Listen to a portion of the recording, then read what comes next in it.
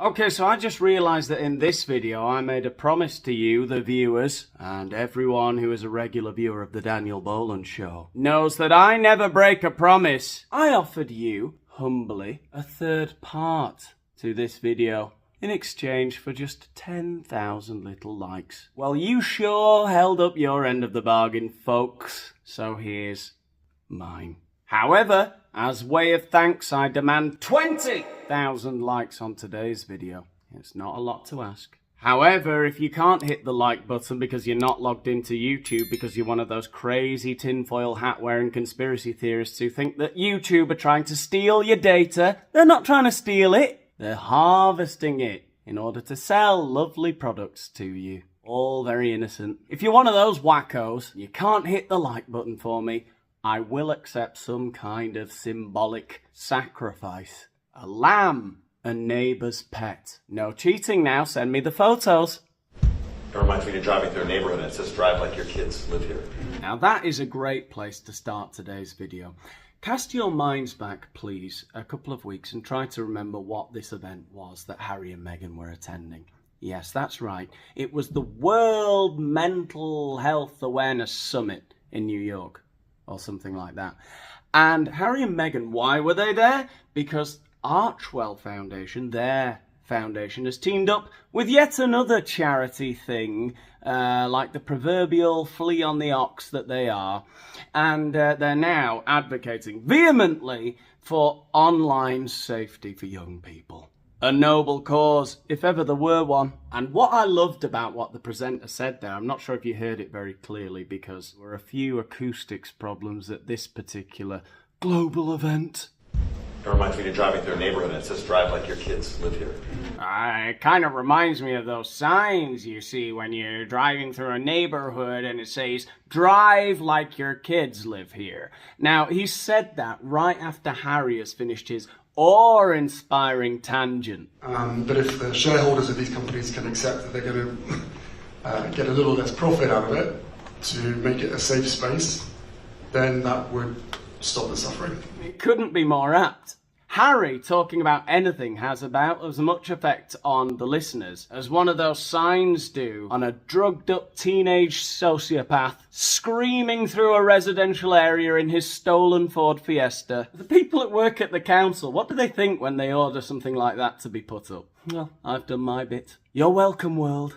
In the centre of my town, there's this really big purple no. It's at the letters N-O, and it says, Gijón doesn't tolerate violence against women. What were the fuckers thinking that would achieve exactly? All the drunken wife beaters on their way home. They'd have some kind of road to Damascus moment. Oh, we shall soon see all the Sauls kneel before our purple altar when they realise the error of their ways. You should see that place every Friday night. All the red-faced, bloated, middle-aged men rolling around on the floor, crying, some of them in the fetal position, rocking backwards and forwards, muffled, incoherent screams. You need more of that. Meghan, I wondered about, for any mom watching who hears the story, we were talking about it backstage, we're not talking about parents that are social media and technologically illiterate. I think that is an unnecessarily complicated question. I mean, it's become patently obvious that Harry and Meghan, they don't have the answers, okay? They're there advocating for greater online safety for young people. But they don't know how we need to get there, nor what it will look like when we do. They are there advocating for greater online safety for young people because it is a cause that is very dear to their heart and has been for a good month and a half or so. All right? So I think it's overcomplicating things if you add variables into the question. Like, they already don't know what parents can do to make their children's online and social media experiences safer. So don't then make it even more difficult by saying, well, what if those parents were technologically illiterate and blind and they don't got no legs? And it's Tristan Harris. He's a friend of ours that we started working with a few years ago, founder of Center for Humane Technology. And Tristan had said, just like when something is invented, let's take the car, for example. When the car was first invented, there wasn't a seatbelt. You could smoke inside of your car. Oh God, the horror. As I've said before, Meghan is much better than Harry at winging this kind of thing, but will you just please notice that there are no actual real suggestions? Unless she thinks that, you know, the kids should be wearing seatbelts when they're on Instagram. More like chastity belts. If I had my way. And what happened? People started to get hurt. People started to die. Someone died. So you started to change the car.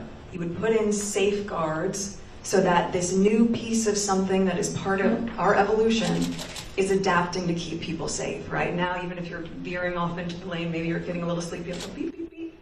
Bring you right back to where you're safe. Now I hear all of you naysayers. You're all saying, Meghan, apples and oranges. You can't compare the safety features of the modern automobile with the restrictions that we might need to put in place on social media in order to protect young people's mental health. Or can we? You are the same dinosaurs that would have opposed seatbelts and airbags in cars back in the day, aren't you? When will you Philistines understand that we will never be truly safe until we are all living in carbon fibre egg-like structures, surrounded by warm zygotic fluids, hooked up to IVs, our brains plugged into a video games console 24/7. Then and only then will we genuinely be out of harm's way. And so as we watch the evolution of social media and the internet, what are those same modifications we need to make?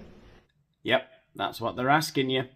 To ensure that just like that car, we are adapting to the times because people are getting hurt and people, specifically children, are dying.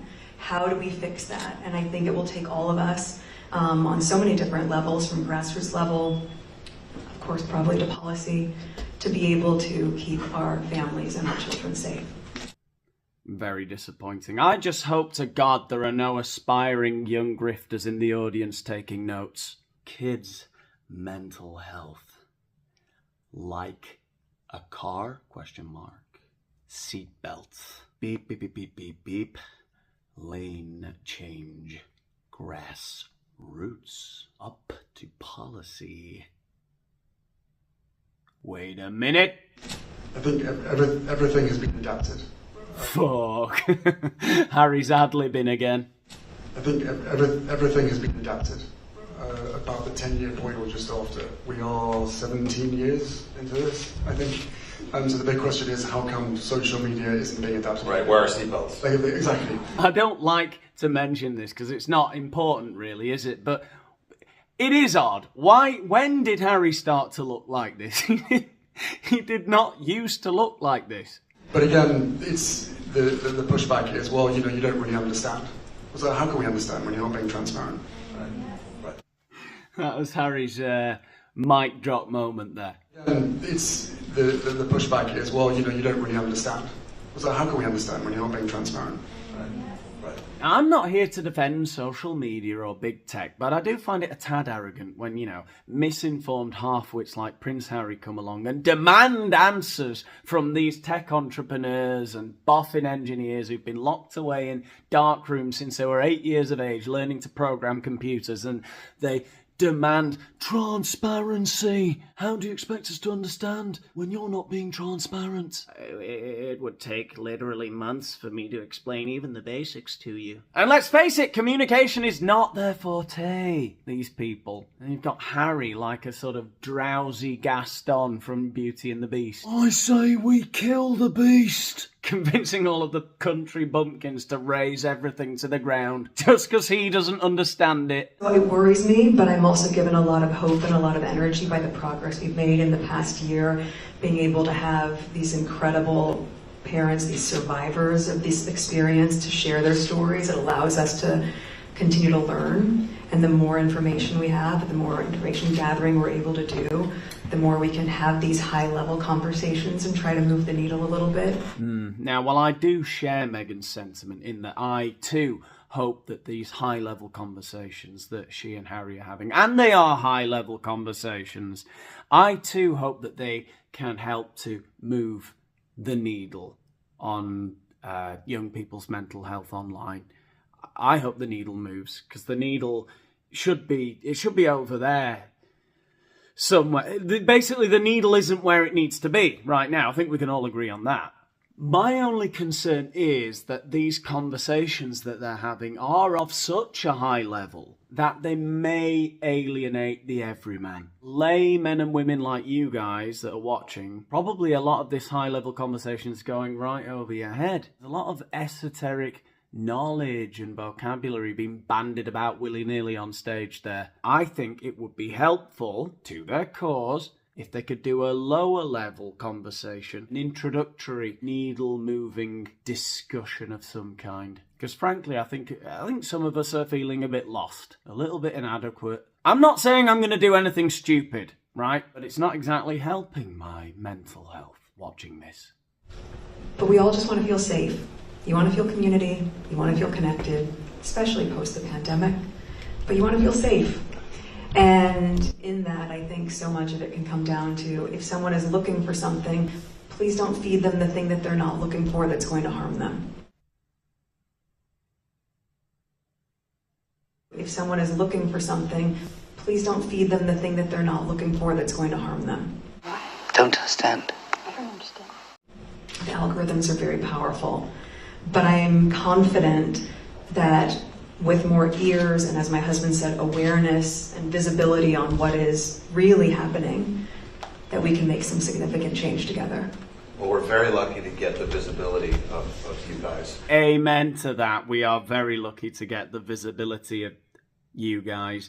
Anyway, that's about it, I think. I could go into what the Surgeon General said at the same World Mental Health Fair thing.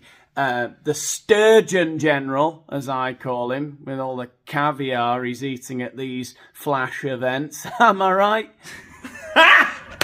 Got him! Got him! But anyway, I think I'd just bore myself with that, to be honest. Like, share, subscribe, all the rest of it. Thanks for watching. I'll see you in the next one. Bye!